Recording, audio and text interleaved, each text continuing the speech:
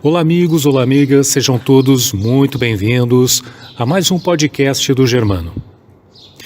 Já peço desculpas antecipadamente caso algum ruído se faça perceptível aí por todos e que sejam os ruídos dos pássaros que estão a me cercar aqui nesse momento, como que carregando, transportando bênçãos do alto, para que esse podcast seja um estímulo à paz, um estímulo à solidariedade, à fraternidade humana, nesse momento do planeta onde nos vemos assolados por mais um conflito de grandes proporções e de consequências difíceis de se prever. A guerra é presença constante na vida do ser humano. Em brevíssima pesquisa sobre o assunto na obra básica espírita, eu encontrei uma pergunta em O Livro dos Espíritos, cuja resposta me levou a reflexões profundas nesse momento do mundo, onde uma potência militar, governada por um misto de czar, imperador romano e ditador, rasga o direito internacional e ignora a soberania de um outro país, invadindo militarmente. Na questão 543 de O Livro dos Espíritos, Kardec pergunta: podem alguns espíritos influenciar o general na concepção de seus planos de campanha? Eu poderia acrescentar, trazendo uma redação diferente, uma ousadia, trazendo um enfoque, um olhar diferente à pergunta, perguntando, podem influenciar governantes belicosos em seus planos de ação imperialista? Poderíamos fazer essa pergunta e a resposta valeria para ambos os casos. Respondeu a espiritualidade, então, à pergunta 543. Sem dúvida alguma, podem influenciá-lo nesse sentido como com relação a todas as concepções. Amigos e amigas, não é preciso mencionar que tipo de espíritos gravitam em torno da elite russa agora.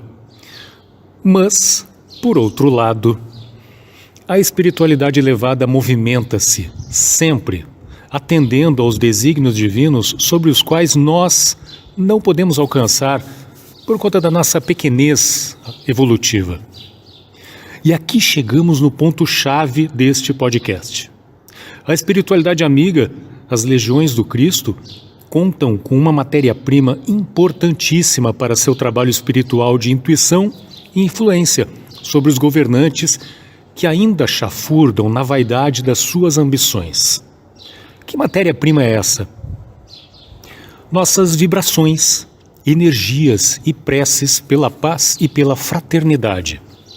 Ao invés de vibrarmos negativamente ao consumir informação sobre a guerra, e aqui, por favor, não pregamos alienação, é preciso estar bem informado, mas sem exageros. Em nosso dia a dia, em qualquer lugar e hora, orar, pedir, visualizar a paz e a concórdia entre as nações. Daqui, meus amigos, sairá um recurso enorme de forças que a espiritualidade manipula em nome do bem. Quantas e quantas vezes André Luiz, na sua série de livros, por exemplo, nos fala das equipes espirituais manipulando recursos da natureza e recursos mentais nossos para cumprir missões nobres na Terra? Vamos gerar recursos mentais de paz, mas desde que coerentes com nossas palavras e atos, que também devem ser pacíficos. Senão, o discurso fica diferente da prática e as energias, os recursos não serão perfeitos. No estado de barbárie, os povos só conhecem o direito do mais forte. Por sua vez, Miramês acrescenta que é a ignorância do ser humano que ainda desconhece as leis do Criador. Os povos belicosos são os mais atrasados espiritualmente, desconhecem a fraternidade, uma necessidade imperativa para o bem-estar de todos no planeta. Observemos que as guerras são filhas do primitivismo.